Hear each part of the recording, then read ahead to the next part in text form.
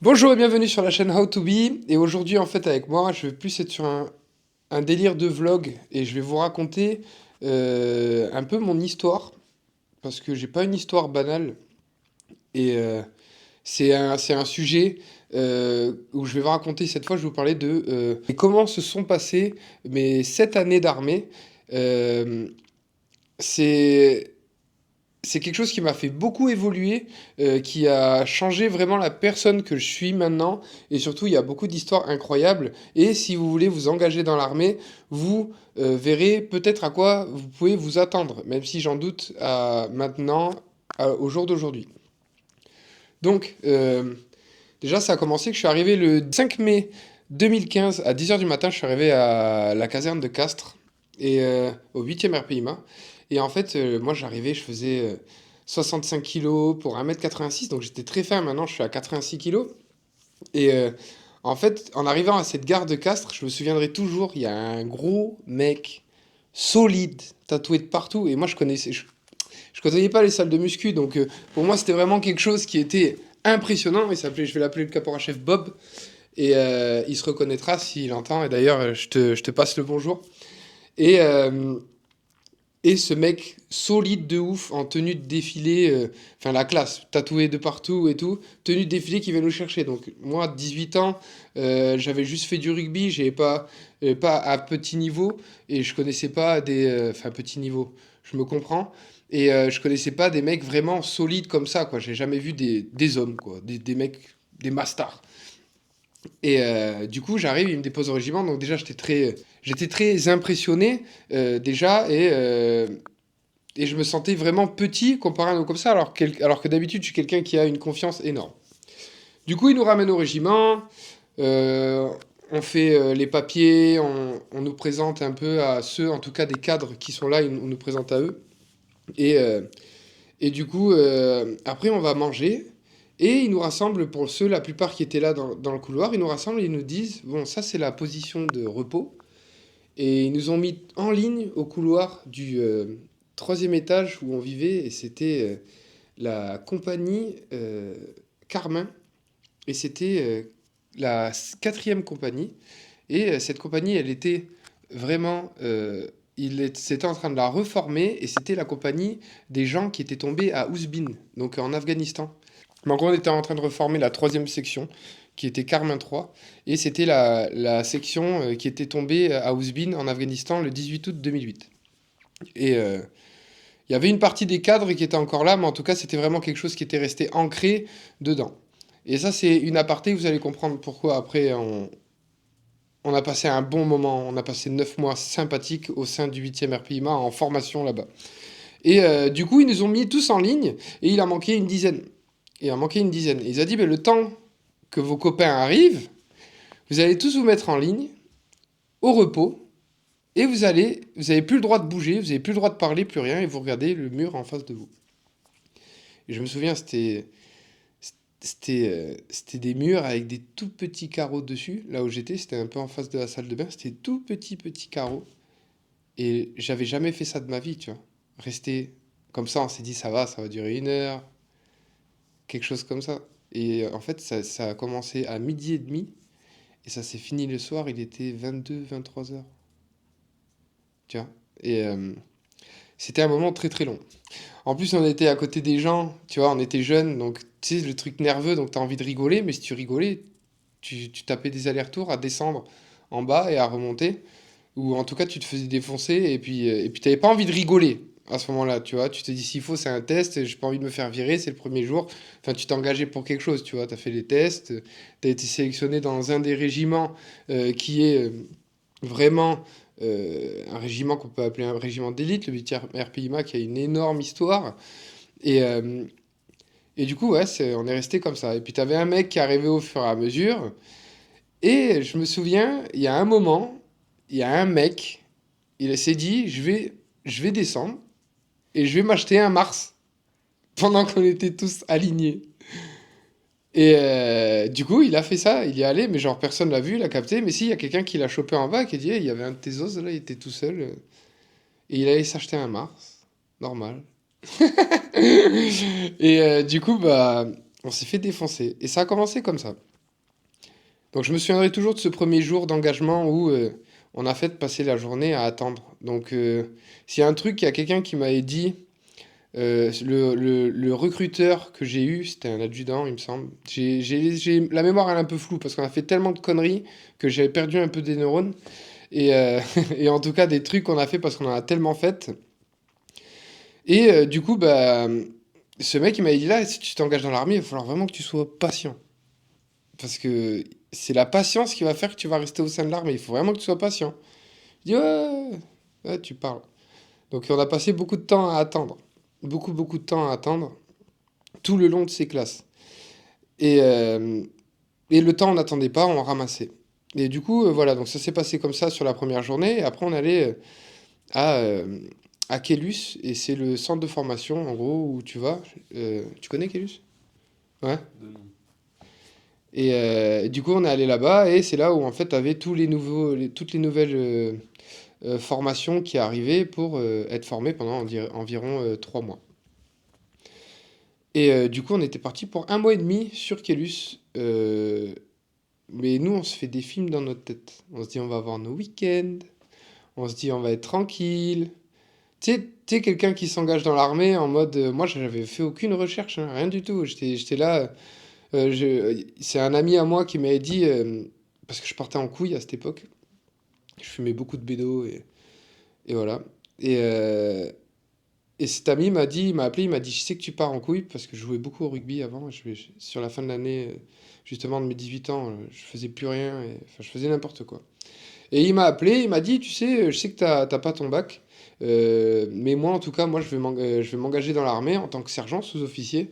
Mais vu que toi t'as pas ton bac, euh, tu peux t'engager, mais en tant que première classe, mais ça va le faire. Ça va le faire, tu peux t'engager, puis ça va te faire quelque chose, ça va te donner un objectif. Et c'était vraiment une période où j'avais besoin que quelqu'un me dise ça, que quelqu'un me donne une ligne de conduite, une ligne à suivre. Et c'est ce que j'ai fait. Et vous verrez aussi dans la vie, en général, il y a beaucoup de choses comme ça qui vont se passer où vous allez pas vous sentir bien, vous allez être sur une mauvaise pente, et il y a quelqu'un qui va vous dire, écoute, je te conseille de faire ça, et tu devrais essayer. Et souvent, en général, ça peut être vraiment quelqu'un qui va vous changer la vie. Et je te remercie, Paul, d'ailleurs. Paul, avec qui je joue au rugby et qui maintenant, je crois, il me semble, il est arrivé chef dans l'armée de terre. Que j'avais recroisé en mission une fois. Je crois que c'était un Vigipirate ou alors c'était une manip. Et du coup, on est arrivé à Kélus. On est arrivé à Kélus et là-bas, c'est là que les choses ont commencé. Et du coup, ça avait commencé par de ce que je me souviens, ça avait commencé par... déjà, on courait tous les jours, on courait bien tous les jours. Ils nous faisaient courir 8 km à un rythme bien soutenu. Et moi, j'avais jamais vraiment couru autant. Ou en tout cas, moi, une fois que j'avais eu mes tests, j'étais là, allez, c'est bon, on verra quand on sera à l'armée. Je m'en fous. Et c'est là que ça a commencé à bien nous faire ramasser parce on était sur un sacré terrain de jeu qui est Kélus où il n'y a vraiment aucun village aux alentours et c'est vraiment un camp vraiment pour les entraînements. Donc il y a des longs chemins, il y a des grandes marches à faire, des 30, 40, 50 km, vous êtes dans la nature et surtout ben, il n'y a personne qui peut vraiment vous surveiller et vous êtes entre les mains de personnes qui ont déjà bien ramassé par le passé et surtout qui ont vécu des expériences difficiles sur le terrain, qui ont même perdu des frères, des amis à eux dans cette embuscade à Ousbine. Et en tout cas, ils étaient bien déterminés et décidés à nous former pour de vrai au cas où quelque chose devait nous arriver. Et ça a bien commencé. Euh, donc ça a commencé à ce qu'on nous fasse faire des courses de 8 km et après on enchaînait à faire des tractions, des séries en tout cas des séries de 10 séries de tractions avec en fonction de votre niveau, vous allez en faire 5 et départ toutes les minutes. Ou en tout cas, on est à la queue leu leu et ça enchaîne et ça enchaîne et ça enchaîne. Et c'est d'ailleurs une technique qui a fait que sur le moment ça fait mal, mais c'est une technique qui m'a permis d'exploser sur mes tractions, de faire ça tous les jours. Bon, après, voilà, nous, quand on avait des tendinites, et ben, et ben on disait rien parce qu'on voulait surtout pas que ça se sache, mais au fur et à mesure que tu fais des exos comme ça et que tu dors 3 à 5 heures par nuit, que tu es tout le temps au repos et que tu attends et que en fait on te fait ramasser tout le temps, il y a toujours des trucs à faire et tout, parce qu'en fait leur but à eux, ce qu'il faut que vous vous rendiez compte, c'est que vous abandonniez. Parce que si vous abandonnez là, et bien dans tous les cas, vous n'allez jamais pouvoir aider vos potes dans le futur. Donc, si les choses sont difficiles et que vous abandonnez, que vous n'avez pas le moral, vous allez arrêter. Mais c'est pas pour autant que tous les jours je me disais pas je vais arrêter, hein. Tous les jours je me disais je vais arrêter, je vais arrêter. J'étais en train de péter un plomb. Surtout en plus moi je suis quelqu'un qui fait beaucoup de conneries, même maintenant j'ai jamais arrêté. Je suis toujours comme ça change pas. Je suis quelqu'un qui est ce qu'il est et je passe mon temps à faire des conneries, plus ou moins graves. Mais c'est comme ça, c'est ma nature et je suis toujours là. Je suis pas en prison. Merci. Mais en tout cas voilà, je suis bien dans ma vie et je suis devenu celui qui est devenu maintenant. Et du coup, je me souviens, ça a commencé par à nous faire une marche de 5 kilomètres. Donc 5 kilomètres, on s'est dit, ah, ça va, 5 kilomètres, c'est tranquille. Sauf qu'en fait, ils nous avaient foutu, on avait une armoire, donc des grosses armoires, remplies de matos, et on a rempli tout le sac de matos. Donc on avait facilement 20-25 kilos sur le dos. Pour une première marche de 5 kilomètres avec le flingue en plus et ainsi de suite, surtout que ce putain de flingue, il te tire tout le temps là sur l'épaule et ça, tu le sais pas. Après avoir bien marché et enchaîné des marches et avoir ce truc qui reste là tout le temps, surtout qu'on n'avait pas de sangles c'était les sangles TTA, donc les sangles qu'on te donne à la perception, tu sais. Et du coup, ça te tire grave sur l'épaule et enfin, tu subis quoi, tu vois. Et du coup, on était parti et on a fait 5 km la première fois, je me souviens, avec tout ce sac sur le dos. Et déjà, ça commençait à ce que les gens ils couinent grave. Ça couinait grave. On avait des chaussures, mais, des Rangers pour certains, ou c'était des Mendel pour d'autres. Et ça tapait sur les pieds et ainsi de suite. Mais c'est comme ça. C'est le début, c'est la formation. Et c'est comme ça que ça se passe. Mais déjà, il me semblait que à partir de la première semaine, il y en avait déjà 5 ou 6 qui avaient déjà abandonné. On avait commencé à 41. Donc ça part comme ça. Et puis après, les semaines s'enchaînent. Puis après, on commence à aller faire du tir. Et, euh, et en fait, surtout, dès qu'on commençait à aller sur le terrain, vraiment, dès qu'il y a eu les premiers terrains de 2 3 jours, on a compris qu'ils n'étaient pas là pour qu'on subisse pas, quoi. Et puis il y avait toujours quelqu'un qui faisait une connerie. Tu sais, les clopes, elles étaient interdites, et puis t'en avais un, il allait fumer derrière, tu vois, en scred. Sauf qu'ils sont pas cons. Ça pue la clope. Ils le savent, ils le voient. Il y a toujours un mec qui allait arriver, qui allait puer la clope. Et après, on allait se faire défoncer. Et on se faisait défoncer. Il y avait les téléphones aussi. Ils prenaient les téléphones et personne n'avait les téléphones. Moi, j'étais pas quelqu'un qui a grandi vraiment avec le téléphone à cette époque. Et je regrette maintenant de m'être laissé aller parce que je passe beaucoup de temps sur le téléphone et c'est quelque chose que je vais essayer de. D'ailleurs, pas je vais essayer, c'est quelque chose que je vais changer. Mais, euh, mais ouais, le téléphone, c'est un vrai poison pour tout le monde et ça fait perdre beaucoup de temps. Et je vous conseille d'enlever déjà toutes les notifications que vous pouvez avoir dessus. Moi, j'enlève toutes les notifs à part si quelqu'un il m'appelle. Mais sinon, essayez d'y passer le moins de temps possible. Ou en tout cas, de faire quelque chose qui peut vous rapporter quelque chose en utilisant votre téléphone. Petit aparté terminé. Ouais, et du coup, ben, personne n'avait de téléphone, pas de clope, et dès qu'il y avait quelqu'un qui allait fumer, ben, on ramassait. Et puis c'était des bons petits ramassages, donc c'était ramassage comme il fallait courir et sauter, tu sais, il y a des gros kékés énormes. Tu vois ce que c'est un kéké? Tu vois pas? Ok, gros kéké, un kéké c'est un gros buisson, ils s'appellent ça saut dans le kéké. Donc tu vois, tu faisais de la merde. Ou juste pour rigoler, hein, ils s'amusaient, hein. On était leur jouet, tu vois, donc il fallait courir, sauter dans le kéké, euh, parfois, eh ben, il y avait des jeux à la con comme, tu sais, ils avaient des grosses branches énormes comme ça là. Et en fait, ils te prenaient un de chaque côté, tu vois. Il fallait courir le plus vite possible et arriver contre un gros tronc pour péter la branche, tu vois. Donc autant te dire que ça courait comme des Mongols, mon gars, et ça se jetait et tu prenais un rebond, donc à se défoncer les côtes et ainsi de suite. Mais on était pris dans leur jeu, tu vois. Parce que c'était vraiment un univers débile. Mais ça faisait du bien. Tout en ramassant, tu vois, parce qu'on rigolait. C'est ça, en fait, qui, je trouve, et quand on en parle avec mes potes de l'armée, et c'est toujours ça qui ressort, c'est putain, quand même, qu'est-ce qu'on rigolait. On rigolait de ouf. On n'avait pas le temps de réfléchir, on n'avait pas le temps de... Ouais, on était en subition parce qu'on était fatigué, donc t'avais toujours des mecs aussi qui s'endormait en plein milieu du cours, tu vois. Donc après, il mettait une bassine. Parce qu'aussi, il faut pas croire, il y a beaucoup de cours, hein. Il faut apprendre le calibre des armes, le nom des pièces, plein de trucs qui, voilà, enfin, ça sert vraiment à rien, mais au moins ça te rentre dans un truc où t'as pas le temps de réfléchir et t'es vraiment à fond dedans, tu vois. et tu apprends toutes les pièces, et puis après le montage, démontage des armes, euh, après tout ce qui se passe, par exemple, si il y a un épandage dans le ciel, un épandage, c'est pour ça aussi que je parle beaucoup des chemtrails, les gars, on se fait épander la gueule tout le temps, personne s'en rend compte, mais ça c'est réel. Hein, les gars, faut vraiment vous rendre compte que c'est des choses qui sont réelles, ça. Et on en parle justement, on apprend ça à l'armée, un épandage. Et on est éduqué à vraiment dissocier et à voir ce qu'il y a dans le ciel pour s'il y a une attaque chimique. Ah putain, épandage, et on crie épandage, épandage, comme des Mongols. Et puis après, il fallait mettre la tenue T3P là, ou tenue de protection. Putain, je l'avais appris ça. Tenue personnelle de protection. Je sais plus, j'ai eu trop de choses entre temps, désolé les gars. Et du coup, cette putain de T3P dessus, avec le masque à gaz, là, le SMBS, je crois que ça s'appelait.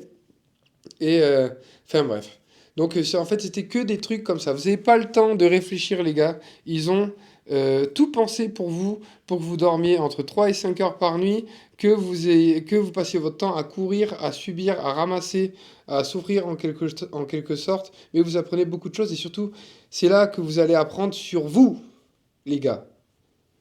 Je trouve que l'armée est vraiment la meilleure formation au monde si un homme est perdu dans sa vie.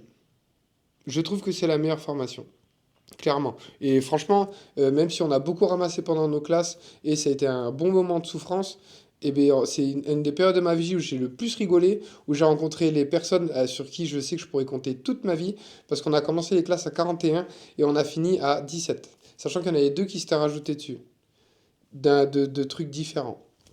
Donc c'était quelque chose quand même. Euh, Et puis après, il y a eu donc tout ça à Kélus, tous ces moments où fallait apprendre beaucoup. Il y avait beaucoup d'apprentissage à faire et surtout après, tout, tout faire pour que nous soyons le plus rapide possible. Donc même parfois, moi, une fois pendant la nuit, on dormait et en fait, j'étais réveillé parce qu'on m'a balancé une grenade à plâtre et elle avait fini dans mon duvet et ça avait explosé à côté de moi et c'était wouah, ça a été c'était des moments de traumatisme en vrai hein. Franchement, je sais que ma mère elle me disait quand je rentrais le week-end, quand par exemple la première fois qu'on est rentré au bout d'un mois et demi où moi j'avais 18 ans et c'était vraiment à fond comme ça où t'avais pas le temps de réfléchir, tu dormais pas beaucoup et ils te mettaient la misère et tous les jours tu disais putain je vais arrêter et moi je ramassais beaucoup parce que comme je disais je suis un mec qui faisait beaucoup de conneries. Un jour j'avais dit à mon sergent parce qu'en fait ce sergent il nous appelait Mamas d'ailleurs je te dis bonjour, qui est maintenant chef, et chef de section. Et en fait, il nous appelait tout le temps Kiki. Il m'appelait Kiki, Kiki, Kiki. Et en fait, au bout d'un moment, j'étais tellement matrixé, tellement fatigué que j'entendais toujours ces mêmes conneries, que je lui ai dit, il m'a dit, je sais pas quoi, il m'a donné une ration, une connerie. Et en fait, il y avait tout le monde, j'ai dit merci Kiki, au lieu de dire merci sergent. Et elle a fait, oh, t'as pris la confiance. Et là, on s'est fait démonter. Je me souviens, on ramassait, mais tu sais, démonter, ça fait point, pompe sur les points, ça ramasse, ça c'est du ramassage, tu vois. Des squats à gogo, courir, sauter dans un kéké, revenir, courir à droite, courir à gauche, soulever des trucs lourds, courir, revenir, faire des pompes sur les points. Nan, nan. Et en fait, ça pouvait ça pouvait facilement durer 15 20 minutes, 30 minutes. Et quand t'es pas habitué à ce genre de conneries, parce que c'est des conneries, hein, ton corps il est pas habitué à ça, oh, tu ramasses, gros. Et puis c'est pas que tu as des jours de repos, hein. T'as pas de jours de repos, ça n'existe pas les jours de repos. Donc tu te fais défoncer. À part quand t'as eu ce week-end de semaine, au bout d'un mois et demi, on a eu ce premier week-end de 3 à 4 jours. Et en fait, ma mère, elle me disait, Tain, on t'entendait faire du bruit de ouf la nuit, et tu faisais que des cauchemars et tout, parfois hurler et tout. Enfin, tu sais, c'était rentré dans toi, tu vois. Et après, voilà, c'est comme ça, je suis pas traumatisé maintenant. Quand, je pense que c'est un petit traumatisme quand t'es jeune et que. Surtout que moi, je me faisais des films, je disais, ah, voilà, tu vois, tu regardes trop la télé en fait. Tu regardes trop les films à la télé, tu crois trop que c'est facile. Mais pour créer un vrai soldat, il faut une guerre, enfin, il faut un entraînement difficile. Il nous disait entraînement difficile, guerre facile. Mais bon, je pense qu'aucune guerre n'est facile dans tous les cas. Et je souhaite à personne de la faire. Et je ne l'avais pas faite, hein. Et je suis très heureux de ne l'avoir jamais faite. Et, euh, et voilà, donc après on est parti, ou on est retourné au régiment. Et au régiment, ça s'est encore plus gâté. Parce que le premier terrain qu'on fait lorsqu'on rentre à Castres, on fait un terrain. Et il y avait un caporal à cette époque. Et vu que moi j'étais jeune, j'étais con. et, euh, et d'ailleurs que je dis bonjour. Et je te dis bonjour et vraiment, je m'excuse pour la manière dont j'ai été, mais surtout la personne que tu es devenue maintenant, qui toi, tu as bien percé dans l'immobilier et tu fais ce que tu veux de ta vie, et tu es parti au bon moment de ta vie de l'armée parce que, ben, au bout d'un moment, quand ça nous convient pas, ça nous convient pas. Et, euh, et en tout cas, il nous faisait ramasser ce caporal, et il y avait quelque chose entre nous. Et puis j'étais pas quelqu'un de facile aussi, je le sais, parce que moi j'arrive toujours à être un peu la bête noire et à être le vilain petit canard dans des groupes. C'est comme ça, c'est comme je suis. Et il nous avait bien fait ramasser, et moi j'ai parlé un peu fort, j'ai dit putain, fils de pute. Et à ce moment-là, il y a mon sergent, il est passé dans mon dos, il a dit quoi, t'as dit quoi? Et là, j'étais pas bien. Là, j'étais pas bien. Je dis, non, j'ai rien dit. Il dit, non, non, non, t'as dit quoi, t'as dit quoi? Dis-le, sinon je fais ramasser tout le monde. Et j'ai dit bah, au caporal, je dis, fils de pute. Et il était devant et tout, il a fait quoi? Et déjà, il m'a dit, quoi, tu veux te battre? Et moi, je me suis chié dessus, je savais pas me battre à l'époque, et voilà, j'assume, hein, c'est comme ça. Je me suis chié dessus, et j'ai dit non, il dit non, mais tu vraiment, je t'encule, toi, en fait. Et après, t'as toujours ce petit moment où tu vois, tu te chauffes, et puis enfin, ça sert à rien. Il m'aurait démonté déjà de une, et puis ça aurait encore plus foutu la merde parce que. Voilà. Et du coup, il m'a dit bah, tu vas prendre une Minimi. Donc les Minimi, c'était des grosses mitrailleuses de 7 kilos, 7 kilos et quelques. Ou 5 kilos 60, je sais plus. Bref, c'est quand même un truc qui est assez lourd. Et du coup, j'ai commencé à faire tout ce qui était drill de tir, drill de combat avec la Minimi, faire des tours de. C'était une ferme, faire des tours de ferme, faire des allonge-toi, position de tir allongée, position de tir accroupi, position de tir à un genou. Nan, nan. Ça a duré, ça a duré, je crois, de 15 heures à 20 heures. Et après, c'est là que mon moment intéressant de l'armée a commencé. C'est là où en fait, il m'a dit, tu n'es plus à Carmin 3, tu es à Carmin... Qu'est-ce qu'il m'a dit? Non, parce qu'en fait, c'était des groupes, voilà. C'était 31, 32, 33, 34. C'était 4 groupes. Et moi, il m'a dit, t'étais à 35. Je suis tout seul, dans un groupe tout seul, en fait. Et du coup, il fallait que je fasse tout seul. Donc la garde, tout seul. Donc c'est moi qui me tapais la garde de nuit, parce qu'aussi, oui, quand vous êtes à l'armée, vous croyez que vous allez dormir toutes les nuits tranquille, et c'est pour ça que vous dormez pas beaucoup, c'est qu'il y a des gardes qui tournent. Et parce qu'il faut garder l'armement, on met tout l'armement à un endroit. Et parce qu'on n'est pas habitué, habilité, nous, on est jeunes et on n'a pas à avoir de l'armement sur nous à ce moment de la nuit. Et même, il faut faire de la garde parce que quand il y en a qui partent en manip, ou en tout cas si tout le monde dort, s'il y a quoi que ce soit qui se fait voler, qui disparaît, là, la section est vraiment dans la merde et le chef de section, il peut se faire démonter ainsi que tous les chefs de groupe et ainsi de suite. C'est vraiment un gros truc à responsabilité et à comprendre. C'est nous, on a mis du temps à comprendre. Enfin, moi, en tout cas, j'ai mis du temps à comprendre. Mais ils ont une vraie responsabilité. Ils ont la responsabilité de notre vie. Et c'est pour ça aussi qu'ils nous ont mis autant. Après, ça doit faire kiffer aussi. Moi, personnellement, je suis pas comme ça. Mais je pense que certaines personnes, ça a dû bien les faire kiffer de nous faire ramasser aussi. Et je pense que maintenant, je pourrais le faire plus comme ça, ouais. Je serais un peu plus intelligent, je pense, sur ma façon de voir. Mais je pense que je pourrais être quelqu'un qui fait ramasser beaucoup les gens si je vois que ben, ça peut leur faire du bien. En tout cas. Moi, ça m'a fait du bien. J'ai beaucoup souffert, mais ça m'a fait du bien. Et, euh, et ouais, et du coup, bah, en fait, c'est là que ça a commencé, où mon petit calvaire a commencé toutes les nuits, en fait, je me tapais la garde. Toutes les nuits, pendant 6 mois, je me tapais la garde. Il y avait une fois de temps en temps, il me laissait me reposer, mais sinon, je me tapais la garde, et il y a des fois, je me tapais 4 heures de garde dans la nuit. Et du coup, ben, je pouvais pas dormir. Et du coup, moins tu dors, plus t'es con. C'est réel, hein. Moins tu dors, plus t'es con. Moins tu dors, plus t'es fatigué, plus tu fais de la merde. Et du coup, j'enchaînais les conneries, tout le monde ramassait à cause de moi. D'ailleurs, mes potes, ils se reconnaîtront, ils le sauront.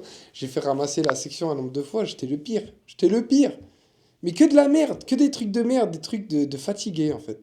Et c'est le vrai terme. Je comprends quand on dit à quelqu'un, putain, t'es un fatigué, toi. J'étais fatigué. Fatigué, toujours sur le stress, toujours sur le truc. Et en plus, plus t'es fatigué, plus tu deviens agressif, plus tu fais de la merde, plus tu. Et ouais. Et je sais qu'il y avait certains cadres, ils s'étaient dit, lui, il faut qu'il dégage. Il s'était donné pour mission personnelle de me faire dégager. Parce qu'après, je peux comprendre. Je faisais de plus en plus de merde. que des conneries, tout le monde ramassé, et tu peux pas trop voir de la confiance en quelqu'un qui est comme ça, quoi. Et, euh, et voilà. Après, il y a aussi, on est allé à Pau. On est allé à Pau pour justement faire ce moment de saut en parachute, pour être justement breveté en para. Et Pau, ça a été un peu la première fois où on a eu un peu de liberté. Où en fait, on était dans un régiment, mais autour de ce régiment, il y avait une ville. Et quand t'es que des mecs, que des hommes, que des garçons, je veux dire, pas des hommes, que des garçons en apprentissage de la vie entre 18 et 27 ans, sachant qu'il y en a, ils sont plus âgés, donc ils ont vécu vraiment leur vie, et d'un coup, ils sont allés à l'armée, et t'es vraiment privé de tes libertés. Et il y a certains de tes cadres, ils sont plus jeunes que certains qui étaient justement dedans. Il y avait des cadres de nous qui étaient plus jeunes que certains des mecs qui se faisaient former. Et un, il s'appelait Papy, il avait 29 ans. Donc il est avoir 30 ans, donc il a mon âge maintenant, donc un certain vécu dans la vie déjà, et il faisait beaucoup de conneries, mon papy. Et, euh, et du coup, en fait, c'était des gens, c'était là, enfin en tout cas nous les jeunes, et tout le monde, en fait, on arrivait à s'engrainer pour, déjà, ça, à essayer de picoler, parce que le fait de picoler, ben, ça te fait du bien, à ce moment-là, tu sais, putain, t'es une période où moi j'étais jeune, j'avais 19 ans, donc l'alcool, je m'en quillais grave déjà tous les week-ends avant de rentrer dans l'armée. C'était à coup de deux trois bouteilles par week-end, facile, sans compter toutes les conneries qu'il y avait à côté à cette époque. Et, euh, et du coup, ça picolait grave. Et il y avait des popotes. Et du coup, soit on allait dans les popotes. Mais les popotes, c'est cramé parce qu'ils savent. On est des bitos avec notre couple, là, où on n'a pas un cheveu sur la tête, pas un poil de barbe, même si voilà, chez les paras, il n'y a pas de barbe. Mais en tout cas, pas un poil de cheveux sur la tête. Il fallait en fait se faire la malle en scred et se barrer justement dans, dans des boîtes de nuit, aller en ville et aller se casser la gueule et voilà, se barrer, tu vois, ou au moins juste voir des filles, voir autre chose. Donc là, il y a eu des grosses conneries comme ça, où après on s'est bien fait démonter, où ça a bien ramassé, parce que bien sûr, il y en a, ils se faisaient choper. Et après, il y avait beaucoup de conneries de merde comme ça. Et du coup, après, on a fait ce saut en parachute. Et ça, c'est quelque chose qui a vraiment débloqué quelque chose en moi. Je n'avais jamais fait ça, même dans le civil. Et ce premier saut en parachute, où en fait, ce premier saut en parachute, en fait, où on est à la queue leu dans l'avion, tu vois. Et en fait, t'as pas le choix. Et tu te poses des questions, là, quand même. Tu te dis. T'es excité parce que moi j'étais quelqu'un qui était excité, que j'avais trop envie de faire ça. Je sentais que c'était un truc que j'avais kiffé, tu vois. Mais quand t'es dans cet avion, bite à cul, 50 mecs, de 50 à gauche, 50 à droite, la tête comme ça. Tu sais, t'avais la carlingue juste là, t'es comme ça. Surtout moi j'étais grand, j'étais au fond, je me souviens. Et tu vois les mecs, des robots qui sautent un après un. La peur sur le visage et les yeux de tout le monde. Tout le monde se regardait en mode ouais, comme ça, tu vois. Mais en fait, tu savais, il y en avait, ils étaient là, ouais. Tu voyais que dans leurs yeux, c'était waouh, c'est pas possible. Et ça a été vraiment un putain d'expérience, un putain de déclic. J'adore ça. Vraiment, t'as aucun contrôle vraiment sur ta vie et tu sautes dans le vide, ça fait. Tu sais, t'as l'impression que tes organes ils remontent. Et, euh, Et c'était cool. Et c'était cool. Et après, après ça, je me suis toujours. J'ai kiffé ça. C'est un truc que j'ai kiffé. Bon, après, plus tu vas faire de sauts plus tard, plus tu vas faire des sauts de manip. Et là, tu vas pas kiffer du tout parce que tu vas sauter avec un sac qui fait 30 kilos, plus tu as tes flingues, plus quand tu arrives au sol, parce que nous, moi j'étais en compagnie d'appui, tu es au sol, du coup tu as des grosses caisses avec un Milan dedans ou une mag dedans, et c'est des trucs qui pèsent assez lourd, avec le missile du Milan, parce que le Milan c'est un truc avec missile téléguidé, et, euh, et en fait, tu dois courir après 3-4 km sur une zone de saut de merde avec ton sac à dos, plus toutes les conneries à côté, et ça, c'est une vraie souffrance. Avec ton casque qui est là, et tu comprends rien, et tu te fais secouer dans tous les sens. Et à cours, cours! Et c'est vraiment un moment. C'est vraiment après, j'ai plus kiffé sauter en parachute. Dans le civil, j'ai kiffé. Je le fais dans le civil aussi. Et je conseille à tout le monde de le faire d'ailleurs. Et voilà. Et du coup, ça a été ses premiers sauts en parachute. Donc, il y a un saut où tu sautes, on dit c'est un saut à poil. Et après, tu sautes avec un saut de nuit et tu vas faire un saut de nuit et on va t'apprendre à mettre une gaine. Et du coup, en fait, lorsque tu vas faire ton saut de nuit, déjà aussi, on t'aura appris à bien prendre des bonnes positions de saut. Donc, il faut bien serrer les jambes, bien les genoux, bien les pieds et que ce soit assez détendu pour pas que, genre, en fait, t'arrives et tu percutes la planète parce que dans tous les cas, tu vas la percuter grave. Parce qu'il n'y a pas de. Tu freines ou si tu peux un peu freiner, mais pour les premiers sauts, ça allait, vu qu'on était en formation, et puis c'est la zone de saut de Pau, là-bas, ils te respectent. Ils t'envoient pas à sauter avec un vent à 11 mètres secondes, où là, tu te fais défoncer grave. Mais ça fait partie du jeu aussi. Et, euh, et du coup, en fait, après, on fait les sauts de nuit, et on t'apprend à sauter avec une gaine, et en fait, en fait, au bout d'un certain moment du saut, tu ouvres ta gaine, et c'est attaché à un... Merde, j'ai pas le terme, mais une sorte de corde et qui fait environ 8 mètres de long. Et du coup, quand ça touche la gaine, tu sais que tu dois te préparer à atterrir et comme ça, tu vas atterrir, tu vois. Donc, parce que sinon, tu vois rien la nuit, en fait. Et après, en tout, tu as 6 sauts. Et au bout de ces 6 sauts, t'es breveté. Et on te considère vraiment comme un para. Parce qu'il y a des mecs, du coup, qui ont arrêté et qui n'ont pas voulu sauter. Et c'est là que leur aventure s'est arrêtée dans l'armée. Donc, il y a toujours un petit truc, un moment comme ça où mais il y en a, en fait, si tu dis, ils ont fait les 3 mois et ils n'ont pas eu les couilles de sauter. Et ça a fait que, une fois de plus, comme j'ai dit, leur aventure s'est arrêtée. Je me souviendrai toujours, il y avait un mec qui s'appelait Carlier, on l'appelait Carlito. Lui, c'était un vrai mongolito. Qu'est-ce qui nous a fait rigoler, ce mec? Ce mec, il était exceptionnel, Carlito. D'ailleurs, si tu vois ça, franchement, je te passe le bonjour. J'espère que tout s'est bien passé dans ta vie. Mais t'étais un mec, quand même. J'ai jamais vu quelqu'un s'en battre autant les couilles de tout dans sa vie. Le mec, le deuxième saut, je crois. Ah ben, c'était saut de jour, du coup, avec gaine et saut de nuit avec gaine. Pour le troisième. Ce mec, il avait marché dans l'avion, il était juste devant moi, comme ça. Et nous, on est toujours ce ressentiment, tu vois. Le mec, il a sauté comme si, comme s'il en avait rien à branler de tout, mec. Comme si ça faisait 1000 sauts qu'il faisait. Genre, il marchait comme ça. Normalement, tu marches et tu te prépares à sauter, tu vois. Et le mec, il marche. Et le mec, il marche. Et en fait, il marche normal. Genre, il descend l'escalier, il chute, tu vois. Et ce mec, il était fou. J'ai plus toutes les conneries qu'il avait faites, mais ce mec était quand même incroyable. Et ouais, donc après, une fois que tu as tes sauts, tu retournes au régiment et là tu fais plus des modules, des modules de combat en fait, où on va t'apprendre à faire des combats où en fait on t'affiche des cibles parce qu'au bout de 3 mois, une fois que tu as bien tiré, tu vas commencer à faire du mouvement avec armement. Parce que si sur la sécurité aussi, voilà, il y a des trucs où on nous faisait bien ramasser, c'était des trucs de sécurité où le mec il avait la doigt sur la gâchette, où il remettait pas sa sécurité sur l'arme, et il y a des trucs qui peuvent être dangereux parce qu'il y en a, ils peuvent tirer sur d'autres personnes. Il y a déjà eu des morts euh, au régiment, même cette année où on faisait justement, je crois, nos classes, ou plus tard, il y a un mec qui s'est fait buter sur le pas de tir, comme ça, tu vois. Ou il y a un mec qui s'est fait tirer dans le pied. Des trucs de merde comme ça, tu vois. Donc, et c'était juste après ça, donc, enfin, ou en tout cas après qu'on t'ait dit c'est bon, au bout des 3 mois, on est apte et on peut faire du mouvement avec arme. Parce qu'à la guerre, c'est pas juste t'es posé, allongé, ou en tout cas bipied bras franc sur l'arme, ou au bras franc ou sur bipied, et c'est pas comme ça que ça marche, quoi. Donc il y a beaucoup de mouvements avec armement. Et c'est là qu'il y a des modules qui sont sympas, justement, où on t'apprend à tirer en mouvement sur des cibles basculantes, faire des tunnels avant, tunnels arrière, et se balader de long en large, et en tout cas en toute sécurité pour éviter de tirer sur son collègue de devant, et ainsi de suite, et comment se barrer. Enfin, c'est intéressant, il y a beaucoup de trucs intéressants. Et après, il y a aussi des modules où on t'apprend le combat, pour apprendre le combat urbain. Donc en général, sur tes 5-6 premiers mois de formation, c'est que du combat. Ben, déjà, il y a l'apprentissage et c'est du combat vraiment si tu es dans la campagne et ainsi de suite.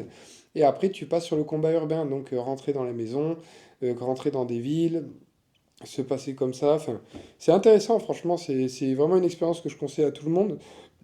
Et d'autant plus sur le fait d'en apprendre sur soi, quoi. Sur en apprendre sur sa discipline, se rendre compte qu'en fait, c'est l'esprit qui est vraiment très fort parce que ton corps, il peut endurer, endurer, endurer, endurer, endurer, endurer, endurer, endurer, endurer, quoi. Il peut prendre. Il peut prendre plein la gueule et sans beaucoup de sommeil et ainsi de suite. Mais après, c'est aussi comme ça que t'es facile à formater parce que moins tu réfléchis, plus t'es dans le truc et plus tu fais du drill et plus. t'es dans le truc, quoi. T'es vraiment dans le truc. Et après, du coup, il y a le combat urbain où on t'apprend. Et après, il y avait toujours, du coup, des petites manips ou des marches où ça finissait sur, à la fin de la marche, ça finissait sur un combat. Mais en général, ça partait sur 20-25 km de marche. On faisait ça au moins une fois par semaine. Et après, la marche, eh bien, tu faisais du combat. Et après, tu dormais sur le terrain. Et le lendemain, tu faisais des activités à la con, souvent en général, tu te faisais bien défoncer, et après tu rentrais, tu nettoyais ton armement, et en gros tu faisais des sessions de 3 jours où tu dormais pas, quoi. Tu dormais vraiment pas, et après tu finissais sur 6, 8, 12 heures, 24 heures de nettoyage armement. Et là c'était marrant, parce que t'en avais, ils étaient avec leur flingue dans la main, tu vois, donc fallait bien faire au coton-tige, c'est pas des vannes, hein, ça. Il fallait vraiment que ce soit nickel. Et la poudre, en fait, ça se mettait partout. Et le FAMAS, c'est un vrai flingue de merde à nettoyer. C'est un flingue de merde. La poudre, elle se met partout, et du coup, il faut enlever tous les trucs, la carcasse. Il fallait bien nettoyer la carcasse comme ça, parce qu'après, il te passait le coton-tige dessus, et t'avais la moindre trace de noir, fallait recommencer. Et après, il fallait attendre tout le monde. Parce que même la personne qui avait fini de nettoyer son arme, elle pouvait pas aller se coucher. Fallait attendre les autres, fallait aider les autres, et ainsi de suite. Ça, je crois que c'était la pire torture, ça, le nettoyage armement. Je détestais ça. T'as vu comment je suis? Je peux pas être quelqu'un qui, tu vois, dans la maison.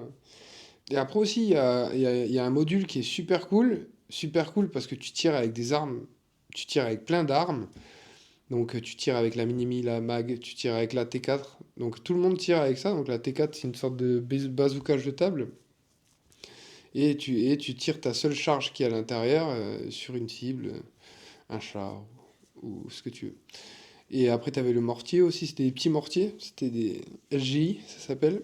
Et du coup, ça faisait un petit poup, et ça partait à 1 km, 1 km 5, et ça explosait. Donc tu avais ça, il y avait le FRF2. Donc en fait, c'était aussi pour voir quelle allait être ta, ta spécialité, en fait, au sein d'un groupe. Parce que dans un groupe de combat, en fait, en général, on est 7. On est 8. Non, on est 7 dans un groupe de combat en général. Donc tu as 2 caporaux, tu as 4 GV, donc les GV c'est nous, les grenadiers voltigeurs, donc c'est pour ça qu'on voltigeait, c'est pour ça qu'on sautait dans les kékés dans tous les sens et tout. Et du coup, euh, t'avais le sergent, le chef de groupe au-dessus, qui lui par contre, il va gérer le groupe en tout.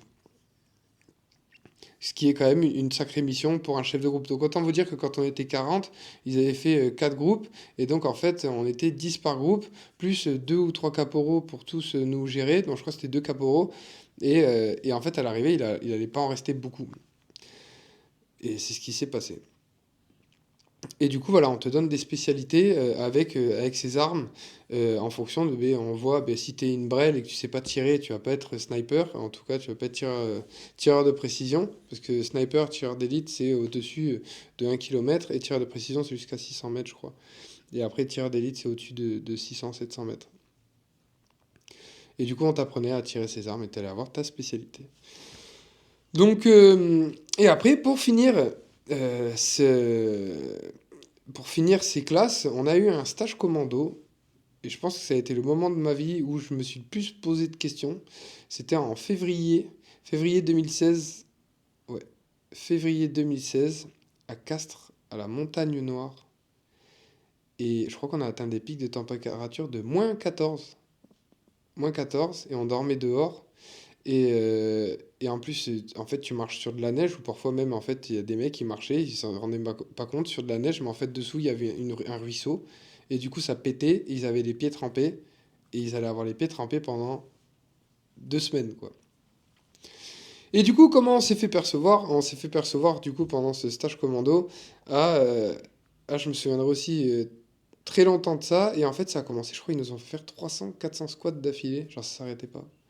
Et c'était un chef, il s'appelait le chef Ping, un Laotien, complètement fêlé. Et moi, pour moi, j'étais jeune, j'avais 19 ans et demi, c'était des mecs qui avaient fait l'Afghanistan, c'était des mecs qui avaient fait beaucoup de missions, et c'était des mecs qui avaient leur vie derrière, tu vois. et qui avait fait beaucoup de choses en tout cas sur le terrain. Et du coup, il s'était bien décidé justement ben, à nous faire finir ce stage commando, le stage commando de Castres, qui est quand même l'un noté les plus rudes, en tout cas au moment où j'y étais en France. Et après, il y a la Guyane, et il y a aussi le Cefeu. Mais c'est un gros stage commando, celui du 8. Et du coup, ils nous ont perçus comme ça. Après ça, c'était un moment où il faisait pas encore super froid. Il faisait 4 degrés, je crois, un truc comme ça sur le COS. Et après, on a dû prendre quelqu'un sur le dos, un de nos cadres sur le dos, et courir jusqu'à un étang. Donc après les 300 squats, 400 squats, autant te dire que j'arrivais plus à trop marcher. Mais j'avais un mec qui faisait 90 kilos. Mais le caporal chef Bob, excuse-moi. Le caporal chef Bob, justement, qui m'avait perçu, qui m'avait récupéré au début quand je me suis engagé dans l'armée, cette marmule-là, il fallait que je l'ai sur mon dos, que je cours avec et que je saute dans l'étang. Et là, on était bien trempés, on avait bien froid, et c'était un moment où je connaissais pas la douche froide, je connaissais pas encore le froid, comment ça pouvait faire du bien, ou les ice baths et tout ça, et en tout cas, on commençait la journée bien trempé.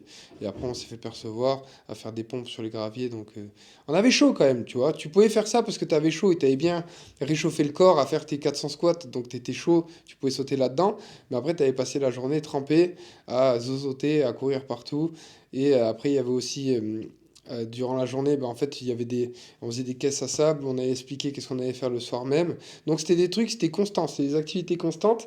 Et en tout cas, ceux qui nous encadraient le stage co, le but c'était les ennemis en fait. Eux, c'était les ennemis, c'était eux qui allaient ben, nous faire des embuscades et qu'on allait devoir riposter. Ou c'était les formateurs et les ennemis en même temps. Donc eux, ils s'amusaient beaucoup avec nous, on était leurs jouets, une fois de plus, on allait être les jouets. Mais c'est aussi durant le stage co qu'on s'est rendu compte quels cadres étaient des merdes ou non. Quel cadre était moins bon que d'autres. Je vais pas dire merde, ça se fait pas, mais des cadres qu'on a vu justement changer et qu'on s'est dit, ah ouais, en fait, tu te comportais comme ça avec nous. Et en général, c'était ceux qui se comportaient le plus mal avec nous, qui avaient été ceux qui avaient le plus souffert et subi durant ce stage co. Il me semble pas qu'il y avait des cadres qui avaient abandonné. Il y en avait quelques-uns qui avaient abandonné. Moi, je crois il y a 3 jours que j'ai pas pu faire parce que j'ai eu un souci, je me souviens plus. Et après, j'étais revenu. Mais ouais. Enfin bref.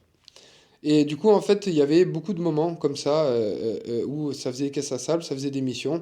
Où, par exemple, une fois, on avait super ramassé, on avait ramassé grave. Et je crois que c'était un des soirs, il avait fait le plus froid, vraiment. Et, euh, et du coup, genre, ils ont dit, ouais, c'est bon, vous pouvez aller dormir. Donc, on s'était tapé une marche de fou. C'était tout la pluie pendant je sais pas combien de temps. Après, pendant 6 heures, ils nous ont mis en surveillance. Ouais, ils vont arriver, ils vont arriver. Et en fait, ils sont jamais arrivés. Ils en avaient rien à foutre. Je crois que nos cadres, ils avaient mal compris. Ou en tout cas, ils nous avaient juste fait attendre. Et eux, vu qu'il faisait froid, il pleuvait, ben eux, ils s'en foutaient. Ils buvaient des coups et ils nous mettaient juste en surveillance. Et c'est comme ça aussi. Et parfois, lorsque tu es au combat et que voilà, t'attends un ennemi qui n'arrive jamais. Et ça fait partie du jeu. Et on était trempés. Et après, à la fin, ils nous ont dit, ouais, vous pouvez aller dormir, vous pouvez vous reposer. Nous, on était là, oh, trop cool. On a mis tous, mais crédules encore, hein, nos treillis à sécher. Et je crois que j'ai fermé les yeux et je me suis endormi et ça, d'un coup, ça fait pop. Ils nous ont réveillés avec des alarmes de fou et tout. Allez, allez, on se rhabille, on se rhabille. Et du coup, ben, il fallait qu'on se remette les treillis qui étaient dehors dans le froid, qui étaient trempés, sauf que le temps qu'on les ait mis à sécher, ils s'étaient gelés. Genre gelés, c'était de la pierre. Du coup, il fallait qu'on les mette sur nous, même si c'était gelé. Après, il fallait qu'on se rhabille, qu'on mette les chaussures qui étaient gelées aussi. Et il fallait faire une piste commando. Une piste commando et on allait passer en fait c'est là où tu passes c'est là où tu vois c'était un peu claustro ou pas, c'était pas bien long mais moi je m'étais rendu compte que j'étais un peu claustro comme quand je m'étais rendu compte que j'ai eu un peu le vertige, que j'avais le vertige avant. C'est des peurs aussi que l'armée m'a fait enlever. Il y a beaucoup de peurs que j'avais que l'armée m'a fait enlever comme comme je dis le vertige, être claustro, des trucs comme ça. Et on passait en fait sous un tuyau et il fallait se faire passer des caisses parce que c'était des pistes de groupe. Soit il y avait la piste individuelle, soit en groupe. Et c'était la même piste, sauf qu'en fait, on te donnait des caisses, des armes à te balader avec. Du coup, tu avais ton arme qui te bloquait dans les trous. Et il fallait être bien. Et le but, c'était de faire le meilleur temps. Et du coup, il fallait qu'il y ait tout le monde avec soi. Mais il y en a toujours qui subissaient. Et en fait, c'était quand même. Entre chaque groupe, il y avait cette guéguerre. Et il fallait en même temps se réveiller. Nos cadres aussi ils dormaient. Ça les a réveillés. Tout le monde avait la tête dans le cul. Mais tu avais quand même cet ego derrière où il fallait se donner à fond, faire cette piste. Et en fait, c'était des pistes où ça durait quoi? je crois jusqu'à 1h, 1h10, la piste à subir, à faire des montées de cordes de merde, où tu dois te passer les caisses de mun d'un autre côté, sauf qu'en fait il fait -10, et tu passes sur en hauteur, sur des câbles comme ça, tu sais, mais en métal, avec tes mains dessus, et tu dois passer de l'autre côté, t'as tes mains, t'as l'impression qu'elles vont s'arracher. En fait, c'est une souffrance. Et donc, c'est à la fin le stage co qui était comme ça. Et après, il a fallu, je crois que c'était, on est parti sur 4 ou 5 jours, où on devait euh, en, remettre à bien tout ce qu'on avait appris durant le stage co. Et, euh, et c'est là où ça a été vraiment le plus dur, parce que c'est là où les marches, on n'avait pas de quoi se changer. Donc il y en avait, comme je t'ai dit, il y en avait, ils mettaient les pieds dans l'eau et ils étaient gelés après. Et après, durant tout ce temps-là, il y avait des embuscades, on était en section, donc on se faisait embusquer. Puis après, il fallait toujours s'infiltrer en scred, parce que sinon, s'ils nous repéraient, eh bien, le but, c'était pas de se faire repérer, en fait, parce que la section, là, elle était notée sur vraiment une note globale pour... et ça allait être mis, justement, au-devant de tout le régiment, et c'était vraiment l'ego du chef de section et des chefs de groupe, et ainsi de suite. Donc, il fallait vraiment jouer le jeu, et il fallait faire la meilleure guerre possible. Et ça créait des tensions au sein du groupe. Et ouais, c'est là que tu vois, en fait, que sous le stress et tout, et ça pouvait créer quand même pas mal de tensions. Et après, voilà, une fois qu'on avait fini ça, on avait fait une grosse marche. On avait fait une grosse marche avec 20 ou 30 kilos encore sur le dos. Et c'était la marche, c'était, il fallait faire Castres-Carcassonne. Alors, il nous avait déposé, il nous a déposé dans la montagne noire, mais bien loin. Je crois qu'en tout, on avait fait 60-70 bornes et on avait fait de cette zone jusqu'à Castres. Enfin bref. Et on était revenu jusqu'à Castres et à la fin, on nous rendait nos fourragères, les fourragères du régiment. Et c'est ça qui disait qu'on avait fini nos classes. Pour finir sur cette histoire, c'était le moment de ma vie où j'en ai le plus appris sur moi. Ça a été aussi le moment où je me suis rendu compte qu'il y avait des gens avec qui on pouvait souffrir, parce qu'il y avait des moments comme avec De Carve où les avait fait plonger dans une rivière, dans un lac gelé, et en fait je m'étais retrouvé avec lui, lui c'était mon binôme, et en fait on avait des sortes de sursacs Gore-Tex, de sursacs de couchage Gore-Tex, et en fait on n'avait rien d'autre que ça, il fallait pas se faire repérer, il fallait être prêt à tout moment, mais il faisait trop froid dehors, et du coup on était tous les deux dans ce sursac Gore-Tex, et on se faisait des câlins pour se réchauffer et tout, tu vois, et on était resté je crois 2 3 heures là-dedans, j'ai cru qu'on allait mourir de froid. Mais il y avait plein de trucs comme ça en fait, où c'est que du mental. C'est vraiment que du mental. Donc si vous cherchez vraiment, vous ne savez pas quoi faire de votre vie, vous cherchez à évoluer et rapidement en tout cas, moi je vous conseille de vous inscrire déjà dans un régiment para ou un régiment de légionnaire ou un truc comme ça. Si vous cherchez vraiment, vraiment à souffrir et à avoir votre maximum, où est-ce que vous pouvez vraiment aller au maximum de votre volonté, voir si vous pouvez aller jusqu'au bout, eh bien, je vous conseille de faire cette expérience qui m'a vraiment profondément changé.